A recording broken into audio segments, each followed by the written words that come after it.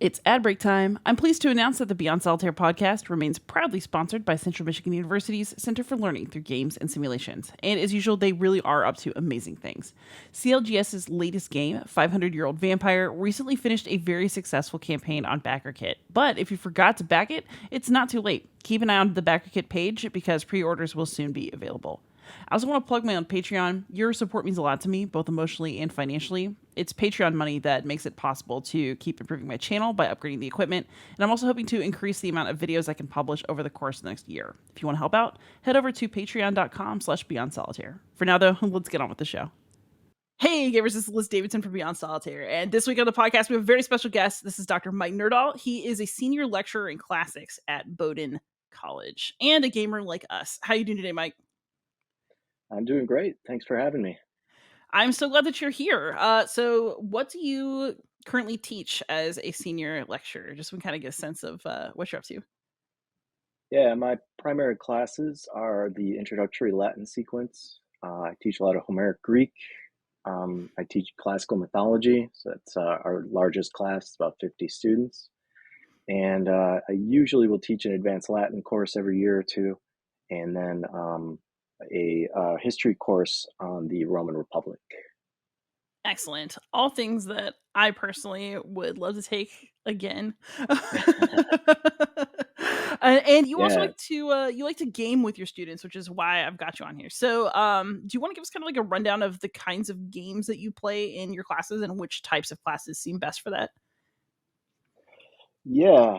Well, I like to, first I'll say, I love experimenting with games in every classroom. So, about the only type of class I haven't tried to put a game in is an intermediate level Latin course or intermediate level Greek. But yeah, in my classical myth course, for example, I do a lot of role immersion games in all my courses. Um, and so in my classical myth course, I have the students take on roles of heroes from the Trojan War. And in my mid-Republican Rome class, I have the students take on roles of ancient Roman senators in the second century BC, and they have to negotiate the Senate and guide its foreign policy and pass laws and get elected and things like that. And I've also taught actually reacting to the past type games, so which are a big hit. I taught a class called Reacting to Democracy with Patrick Rail, a colleague of mine in the history department, and we did two of the games, the Threshold of Democracy, which was ancient Athens, and then we did a kind of comparison with that when they later did the Constitutional Convention game. So yeah, but I've also incorporated the Falling Sky game by GMT, and I incorporated that into an advanced Latin class on Julius Caesar. Awesome. So when you say role immersion, you mentioned that you've done reacting to the past before. If people are regular listeners to this podcast, we've definitely talked about reacting to the past on here a few times. But what is role Mm-hmm. immersion and how is that different? Yeah, well, I consider reacting generally role immersion. So I would say that there's a lot of overlap there. Role immersion, um, so with most reacting games, it's kind of, so role immersion, right? They take on the role of a historical figure, right? With as much historical detail as you can provide or want to provide in order to, well, in reacting to the past, right? There's basically factions. Like that's one of the core elements of their gameplay is faction. So you're usually in a group and you have a set of beliefs and you operate within those beliefs and as a team to try and get, your goals passed through debate and argument and deal making outside of class. And so my Trojan War game that takes place in a mythology course is very much a reacting based course class. So that game is there's factions.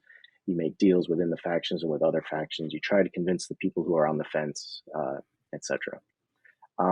My Roman Senate game that I teach in the Mid Republic is, I would say, more fully role immersive in that the students decide what they want to do, and I throw events at them that are occurring in the Roman world, and they have to react to them. And so I have no idea what they're going to talk about from game to game. Their characters have goals, but unlike in reacting games, where most sessions are like this one is about a debate about Socrates, and this one is a debate about, are we going to pardon the Athenians who were, part of the oligarchic rebellion and things like that. In the Senate game, the students get to choose, okay, whoever's elected gets to run that Senate session. And so it's much more open. So whereas I find more reacting games tend to be more railroadish, the my Senate game is more sandboxish in that the students, I have no idea who's going to be in charge, and therefore I have no idea who's going to um, decide on what they want to talk about and things like that. So for me, role immersion incorporates all of those different variations, and I don't find one version like better or anything like that. Some students respond better to the sandbox, others like the railroad. So, yeah. So you are a game designer in your own right, it sounds like, which is awesome. So when you are creating role immersion games for the classroom, what kind of scope of agency do you give to your students? So you mentioned it's sort of sandboxish. How do you give students the freedom to play in a sandbox while also holding them to, I'm assuming, what you want them to be learning and then embodying about history and about Roman concepts that you would be teaching? Yeah. So, in terms of um, giving them their own sort of autonomy, I guess, uh, in the classical myth game, so the Trojan War game, there's not too much they can do. They can propose ideas to me, but that one is more like the reacting system, right? It's pretty tight, and they've got ways of like kind of keeping them from going too far outside the box. And that's an intro level class, so I don't want them to feel too um, like they can push the envelope and cause too much chaos in that. I want them to more experience what these ancient figures were thinking and feeling, and why they would argue for example, sacrificing a young woman so that they could go off to Troy, right? Or that they should give the armor to Ajax versus Odysseus, right? Why would you give it to a clever fellow who doesn't like to fight in the front lines versus a big guy who is always in the front lines? So those are two of the debates that they would uh, deal with in the Trojan War game. And in the Republic of Rome game, I basically just give them personalities and characters, and I give them friends that they can rely on. And then I just say, yeah, have at it. And in terms of like legitimacy, I teach that class fairly late in the semester, so they've had a lot of experience with how the Senate works and how the elections work. Um, and so yeah, they have to figure out what they can do, and there's certain people with more influence. And yeah, but if they want to go totally off the rails and do some uh, kind of nutty things, they can. But it's interesting. They're so over the course of the class, they really understand how conservative the Roman Senate of the Republic was, at least until the very late period. And so that's very comforting to them. And so the ones who want to rebel against that are very, very careful and do it outside of the public sphere. Yeah. Um, and in terms of like pure accountability, they also have to explain their actions. So like one of the assignments is they um, they have to record themselves as a descendant of this figure, explaining the career of the character they played. And so if they get, how are you going to explain it if, in 190 BC you hired a foreign army and invaded Rome, right? Like that's going to be tough to pull off within the scope of the historical era that we were looking at. Oh, that makes a lot of sense. So what kind of other assignments do you graft on? Like that the recording yourself actually sounds really interesting. One thing I always wonder about with classroom games is how do you grade them? And reacting has its own answers. But what sorts of accountability checkers do you place on these games, and how do they fold into the game itself versus be something a little separate? Yeah, so in terms of grading for the reacting type of course, so like my Trojan War course, I'm pretty happy with how I've got that. They have one big paper they have to write for it that is a longer version of the speech that they actually have to give. So I grade both parts of that, both the clarity of the speech and the delivery, and the written portion, excuse me. And then I give a small portion of the grade to accomplishing things. So I'll assign, like, reacting to the past commonly has point systems for each character and faction for if you accomplish things. And that's kind of a fun gamey thing that they can keep track of. And it's if they completely bomb on that, they still won't get a really bad grade so long as they did well on the other portions. And that all part of that grade also includes, attendance and just even contributing in sort of impromptu arguments and debates. In terms of the Republic class, that one's much trickier with a sandbox, right? There are so many different dynamics, and so I base the vast majority of that score on the quality of the recording. Did you hit all the points that I address in the sort of standard rubric? And also, like, you know, did you explain every important piece, right? Like, so why didn't you achieve each goal, or how did you achieve each goal? And so long as I get a clear answer for those sorts of things, I'm generally pretty happy with those.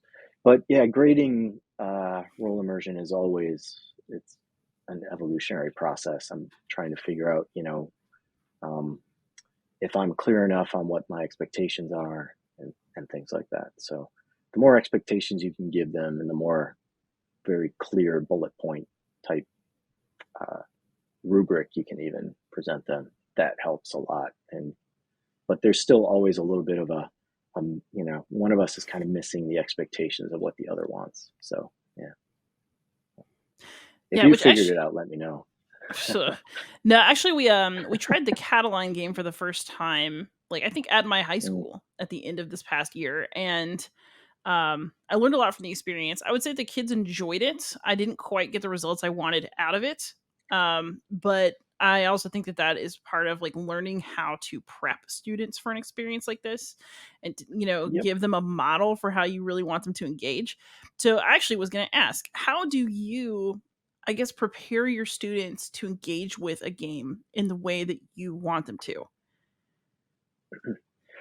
Yeah, well, so a lot of this I've learned through experience. So the first thing I would say is, if you're interested in trying this, just try it. It's not going to go perfectly, but it's going to go better than you expect, I generally think. Like, and the students will always remember it because they don't do this much of this sort of thing. Um, and so one thing I do is I actually have a document called "How to Write a Trojan War Paper" that explains to the students, like, the perspective they need to write in. I warn them about anachronism and things like that. And I have very clear, expectations, like, in terms of citation and things like that. And so those papers have been really, really good. Um, and then in terms of prepping them for gameplay itself, I spend a day or two ahead of time explaining them. I give them the user manuals that I've written at least a week in advance so they can peruse them. I warn them, don't share what's on your roll sheet, that people can take that and use it against you. And I warn them that it's going to be scary, and it's going to be unusual, that they're not going to be 100% clear on what to do, and to come see me if that's the case. So yeah, I just try to be very open also, that uh, in a way, they're all play testing this for me still, right? Even though I've done them several times. And uh, so, it's not perfectly balanced game. And in the Roman Republic game, it absolutely is not meant to be, because I mean, I don't have to tell you, right? Certain senatorial families seem to always coincidentally rise to the top, whereas others never, that's why there were novi homines, right? People who had to finally break through. Um, And and I warn them, give them as much advice ahead of time, tell them, hey, this is going to be weird and different, and try to enjoy it. And and they're so risk averse too. They're a little worried about grades, so I always try to minimize. The weird parts are not going to be what you're graded on, you know. So Yeah, I have to spend a lot of time like developing trust with my students before I give them something that's too weird oh because I yeah, need them to trust that I'm not going to like give them a really hard slap in the grade book for not doing something exactly right.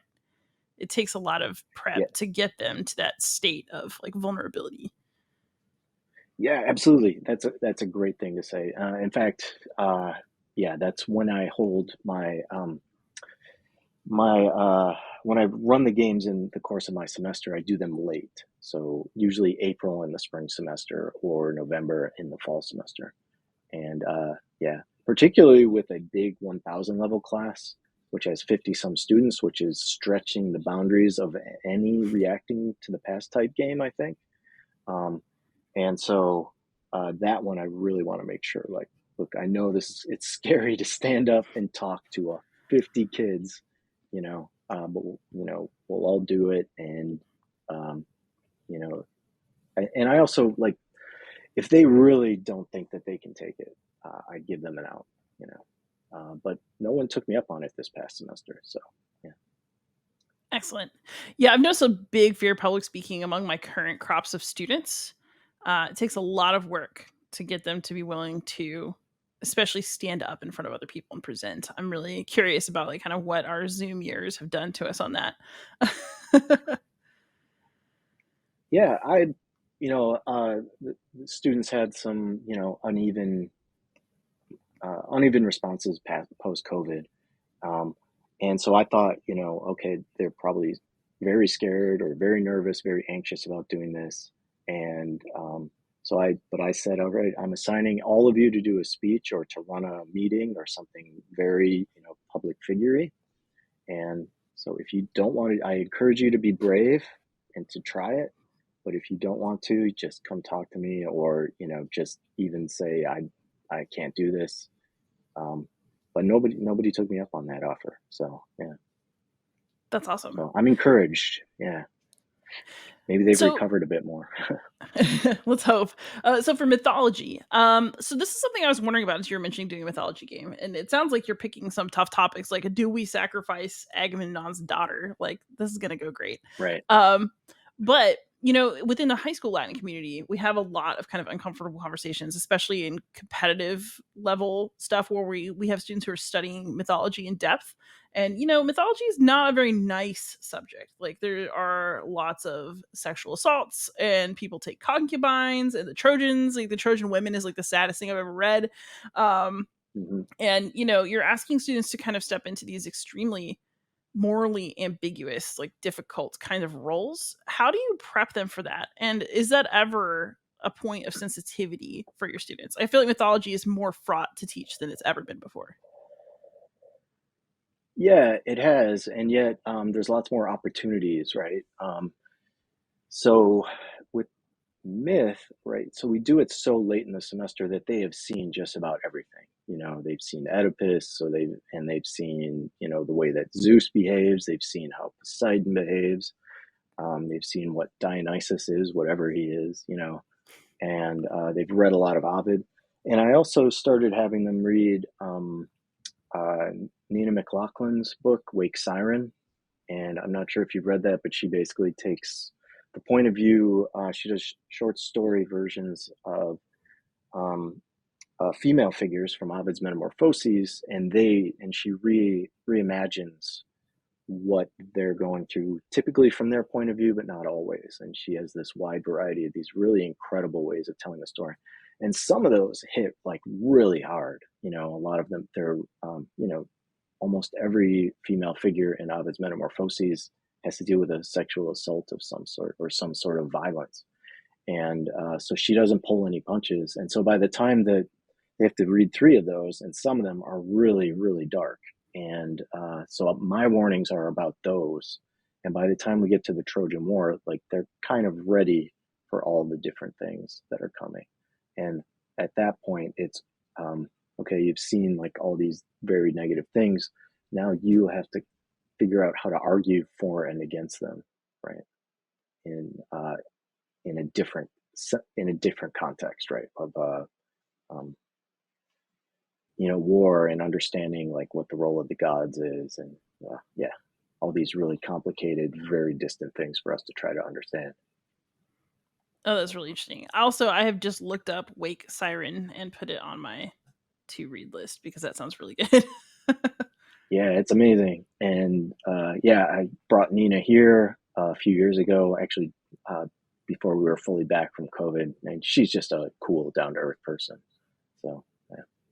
Oh, that's fantastic. So, you mentioned that you do a variety of things in your classroom. So it sounds like most of the games that you design for your students and that you implement in class are what you would call role immersion games. But what other kinds of games have made it in, and in what contexts? Yeah. Okay. So I basically have two answers for this. So, okay. Yeah. So, what I feel like I had the most success with was teaching an advanced Latin class on Julius Caesar. And about midway through the semester, after reading pretty much all of the Gallic Wars in English and then also reading a bunch of it in Latin, um, about halfway through the semester, we met and did The Falling Sky, the Gallic Revolt against Caesar. And the students, I had 8 of them, which was quite fortunate numbers wise. And so the 4 factions um, each had 2 students who volunteered to run these factions. And so 2 of them were Caesar and the Romans, 2 were the Aedui, the nominal allies of the Romans, 2 were the Belgians, right, the pretty one of the big dire opponents of Rome, and then 2 were the Arverni, where Vercingetorix, right, came up and led the Great Revolt. And so we did the scenario of the Great Revolt, and so the Arverni start in a much stronger position in that scenario. And so because we had been reading book 6, and that was right before um, the Gauls had their great revolt against Caesar. Um, and so the students had to, I had them play the game and analyze, how everything was represented, and then they also wrote papers about it. And they also had to write a pre-game strategy as to how they think they would defeat or win the game, beat the other people based on the victory conditions. And so they commented on whether or not they thought the victory conditions were fair, and things of that nature. So it was a very self-reflective exercise, and we looked at all sorts of things about how the game presents that history and that period of history, including like the map and how the default conditions on the map are subdued tribes and all this sorts of thing. Yeah. So yeah, and That's then we really interesting. played it. How did they do with coin? Coin, within the gaming community, a lot of people, you say it and people are like, ooh, it's a little shiver of, of fear. But, how did your Mhm. students do with a fairly heavy game with some fairly complicated interlocking mechanisms? Yeah, they did pretty well. I mean, I had them watch a how to play video ahead of time, and we I gave them 2 play sessions. The first one, they somehow we had 2 3-hour game sessions, and somehow the Arverni figured out how to wipe out the Romans right right before winter on in the second year, and they actually won the game in about 3 hours there. It Ooh. was pretty amazing. So they must have whoever played the Arverni. Uh, I remember them; they were just super clever. So and they figured it out. And so the problem really wasn't with the rules are actually fairly straightforward. You only have a set number of things you can do. You don't go every turn. Sometimes you have to sit and watch what the others are doing. But the issue more was one of like the complication. Like, okay, should we do this or this? And if they didn't just take the event card, that usually made it pretty straightforward. But a lot of times, trying to set things up so that they would be able to do what they wanted to do, um, in that terms, like thinking long-term strategy, kind of hung them up, and it might take a little while. And that's what they were most frustrated by was, sometimes they had to wait like 10 minutes or so for 2 people to negotiate a turn. Yeah. That sounds like pretty typical coin play. Yeah, yeah, exactly. Right. Are there any other board games about ancient Rome that you recommend for the classroom? Uh, for the classroom, I would have to, well, I would like to do something on, like Rome and religion, so that like the game Nicaea, I think would be an interesting one to play within that context, where you can talk about what's going on with religion and the how representative are these factions and the way that things are voted on, and and that's a relatively straightforward game. Um, yeah, I don't know any of the other ones really. Like, um, it would depend. Like topics wise, I always like to kind of supplement them, but I Mhm. think my brain always ends up going more towards like role immersion for that case, because then they're debating more and they're discussing ideas more. Like there's lots of representative things, right? Like you were talking about, we were talking before the recording here about Pandemic Fall of Rome. Like that's really interesting, right? Because Pandemic is a game about an infectious disease that you need to stop. And then here we've got Pandemic Fall of Rome, and it's about these barbarians invading Rome that you have got to stop, right? And of course, the historical background of that is much more complicated. And the Romans were both inviting these people and trying to manipulate them at the same time, and so and then they have different relationships with each of these different peoples that are coming in. So that's like that kind of external slash contextual, I guess, rhetoric about the game is always really fascinating. So to play it, play a short game like that, relatively short, right, compared to a coin game, and then see like, yeah, how what does this say about this time period? So I like just even simple games like that, right, are pretty interesting because you can, um, you'll have these impressions and you can say, well, is this representative? Is this in what ways is this accurate? What did you like about the way the Romans are presented, or the way the Greeks are presented, or the way the Vandals are represented, or things like that? So any game can be that good. I'm not sure if they'll always fit really ideally into the classroom setting, Right. but one of the things I tried to do was to set like a weekly gaming session, and then we would just play something short, like Foundations of Rome or something like that, which is a big, beautiful game that the students like looking at, and and then talk about it. Like, is this what Rome would have looked like, and things like that. So, what do you think what got you started with gaming in your classroom and made you think it would be a good idea in the first place? And then over time, what have you found that gaming gives you pedagogically that other things don't?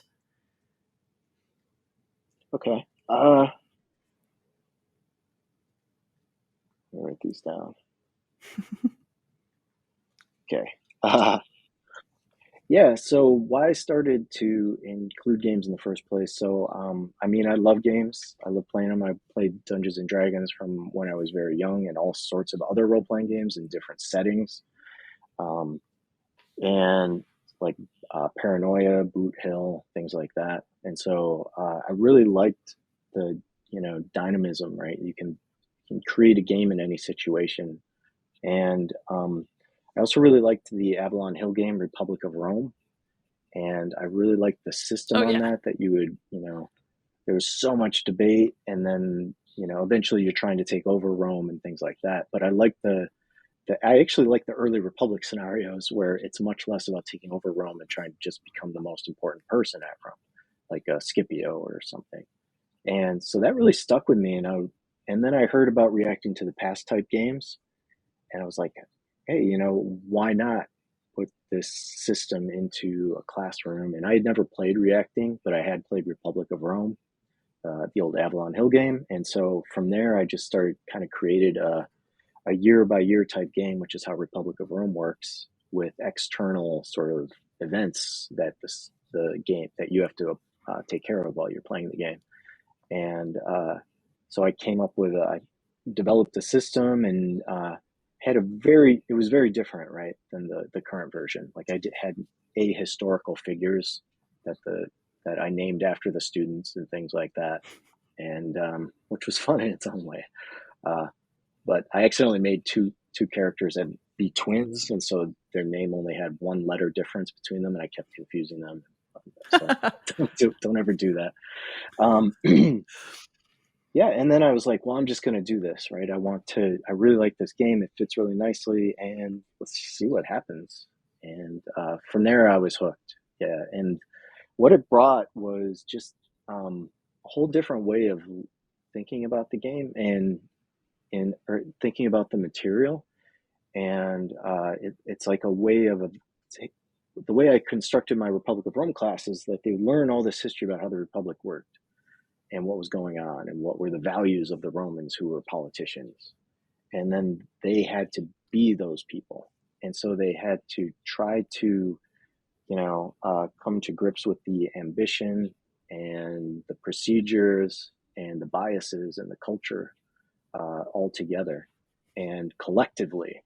And, in a lot of ways, they like adopting these personae. The Romans, I think, are particularly straightforward because I think they equate pretty easily in a lot of ways to conservative American classical republicanism and things like that. There's a lot of, I think, overlap there, which made it easy. And, so they just really enjoyed. And so what I get out of that is that they have this they take to it so well, and they really enjoy like the difficulty, the different way of thinking. I'm a big proponent of get your foot in the door, right? So you want to get the students excited about things. And so that means to me, just let's try all sorts of different teaching methods. So lectures, make videos, turn a lecture class into a discussion group, have like a little mini game about being tribunes and trying to shout down tribunes and things like that for one day. And then let's have a month-long immersion game, right? So I really, and let's read more reception pieces, right? Like Nina McLaughlin for the myth class. And so that's what gaming did. Gaming was the first kind of step into this new way of or a different way of teaching that opened all sorts of doors to all the other things that, hey, students who were good but not great suddenly became great in this experience. And so that's really what it ends up giving me. That's awesome. So we've talked a lot about kind of more high concept role immersion, history class games. Do you also play games with your language students in the early levels? And if so, what are Uh, you trying? yeah, I've tried some, definitely. Like I can't help it. So I've done two things. I've done this kind of thing where they create these little mini characters, and then I give them, they have to compose Latin, and if they compose Latin, they get advantages on their dice rolls to like uh, to trade goods with a neighbor, or to uh, do other sort of various little tasks that are based in the Latin world, right? So they create kind of just nominal, everyday Roman figures. They get some little bit of stats. They roll dice, and if they've done well on their Latin for the day, they get a little bonus to that, and then they get something called Gloria, right? And then they boost up and things like that. That was pretty fun.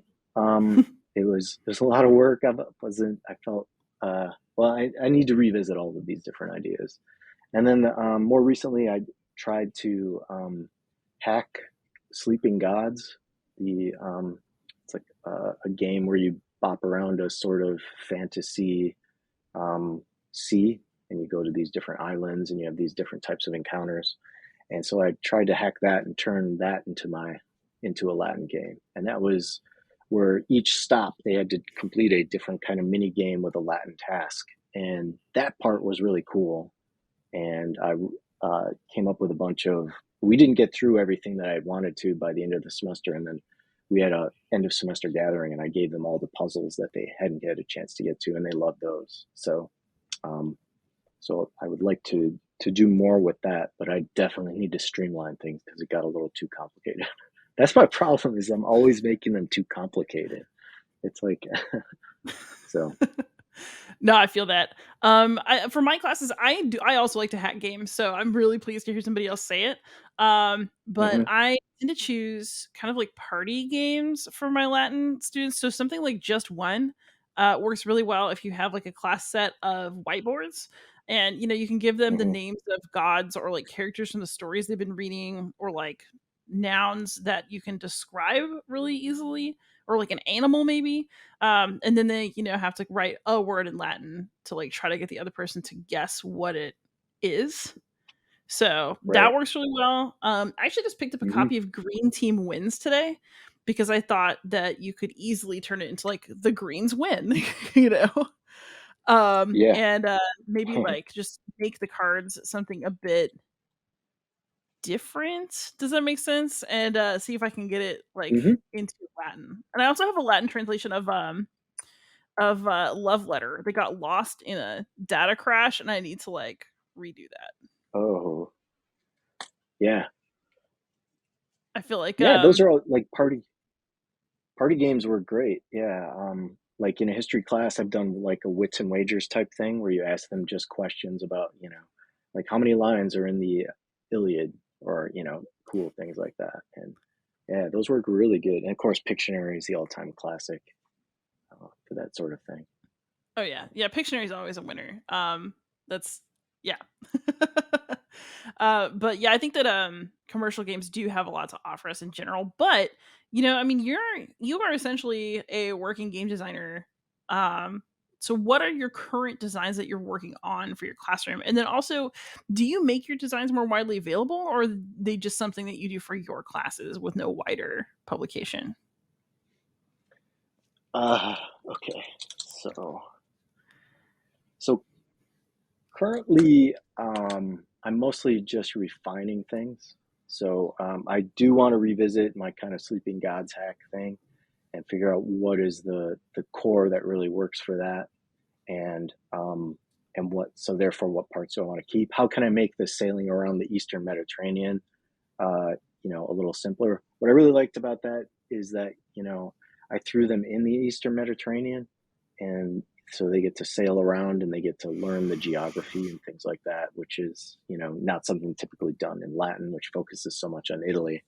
Um, and then you can throw in mythology, right? Like they can, interact with Isis down in Egypt, and so there's lots of cool stuff there that I don't quite want to give up, and they really like doing the Latin puzzle games, and so I want to figure out a nicer way to merge those two together without driving myself crazy in preparation each day. Um,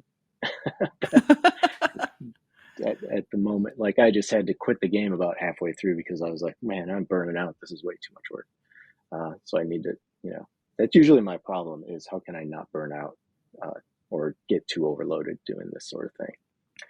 Um, that's the big problem with playtesting your own games. Um, yeah, and in terms of are they available publicly? At the moment, yeah. So anybody who contacts me, I'm happy to share my materials with. I usually get questions about the Republic of Rome game.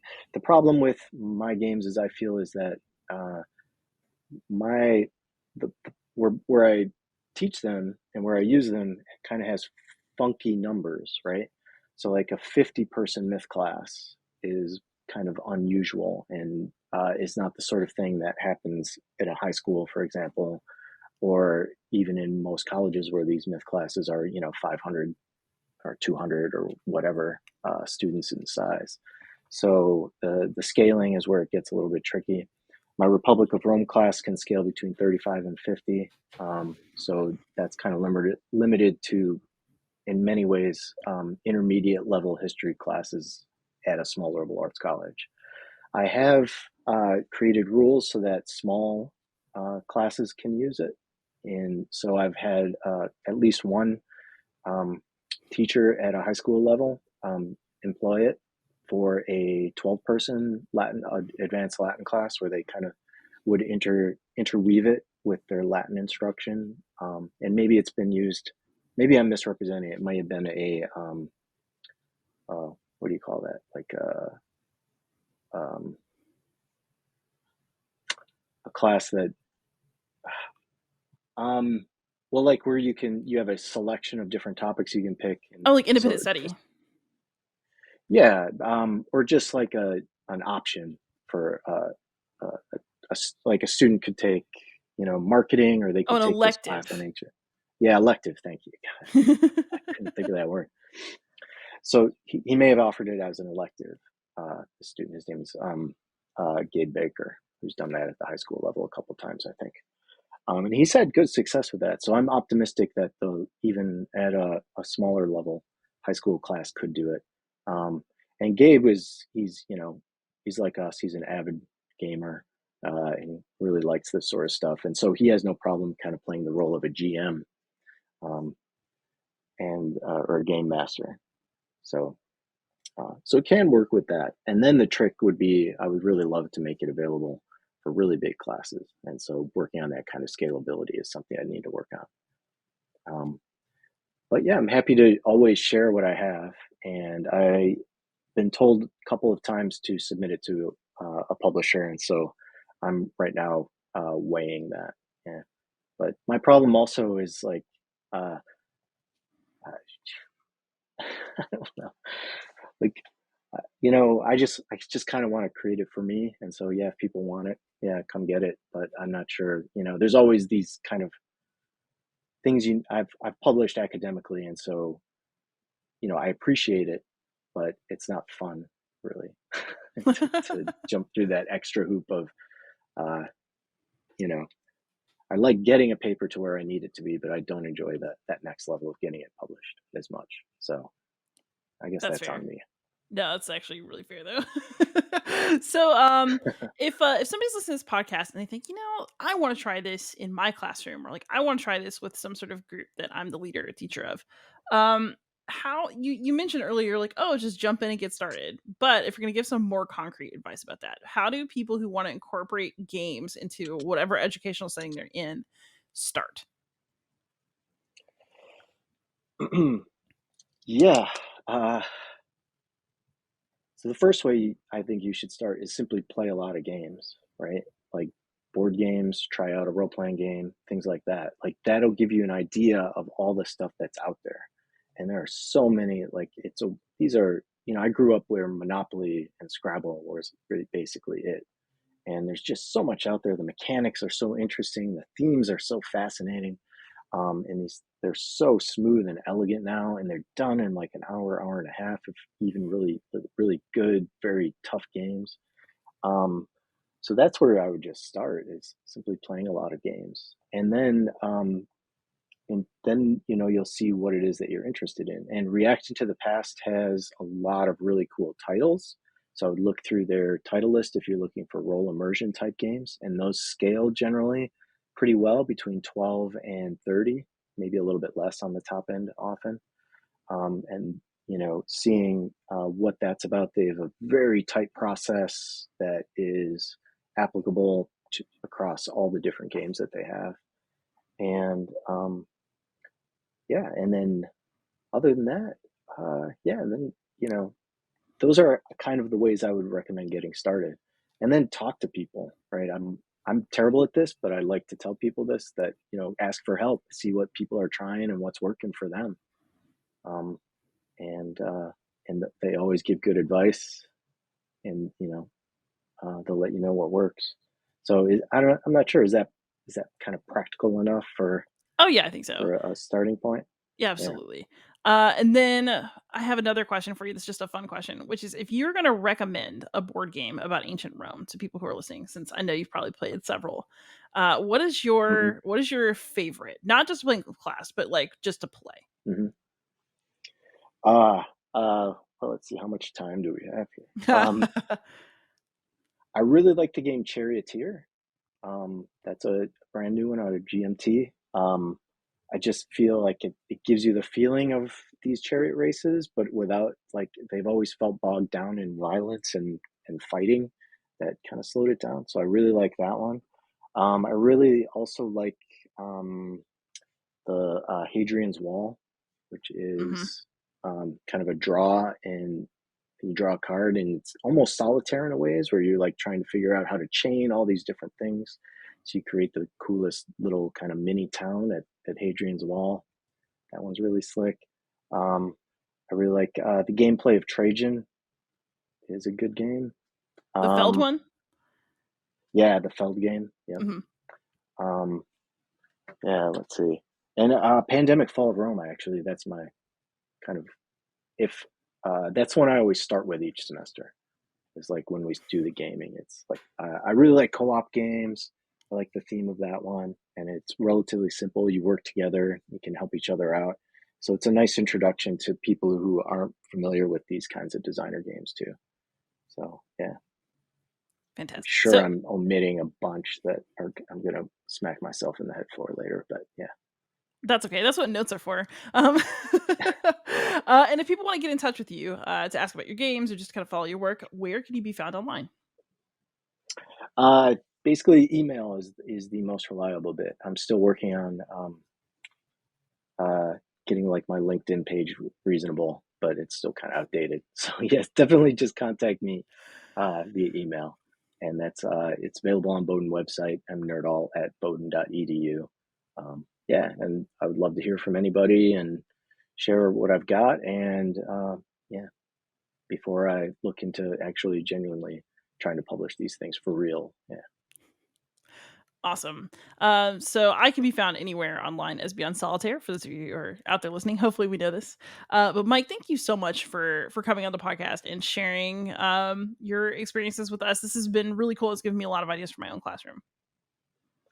Yeah, cool. Thank you very much for having me. And yeah, let me be honest, just anybody who wants to. I love talking games. I love, explaining both the glories and the pitfalls that I've experienced. So, and I hope everyone will just try it. Like I can't tell you how many people that have even done games that I would not want to do, and they've had such a great time with them. And so, yeah, Yeah. So everyone out there, do it. Play games in all the do settings. it. Absolutely. Yes. So Mike, thanks again.